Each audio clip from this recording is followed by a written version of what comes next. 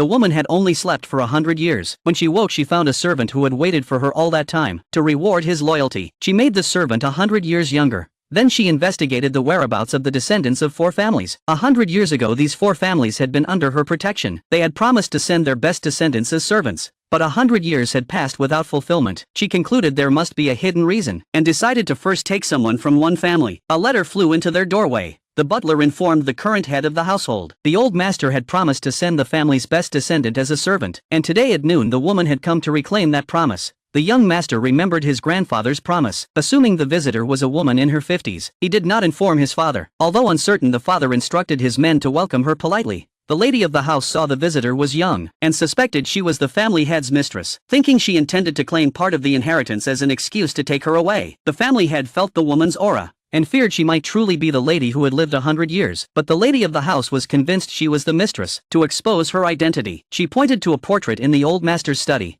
hoping to confirm it. The woman found it troublesome, and went directly to the old master's body intending to wake him. The family head stopped her, saying the elder had died of old age. It would be best not to disturb him. The woman returned to the front hall. The lady of the house was the first to attack, questioning why she wore a veil, claiming she was not the master. Her words grew more agitated and she began cursing, saying the woman was deluded to enter the wealthy family, wanting to make her son a servant, even mocking that living 100 years would not give her power. At that moment the butler brought the portrait. The family head confirmed her identity. The lady of the house still refused to relent, insisting on removing the veil. The servant warned of danger, saying those who saw her true face would lose 100 years of life. The lady did not believe it and persisted. The family head recalled the old master's words, warning not to view the woman's true face casually. He immediately blocked the lady, explaining the warning might be connected to the woman. The lady pushed him aside, and went forward to lift her veil. Everyone was shocked to see the woman was identical to the portrait. But at that moment, the lady's hair turned completely white, while the woman remained calm and composed.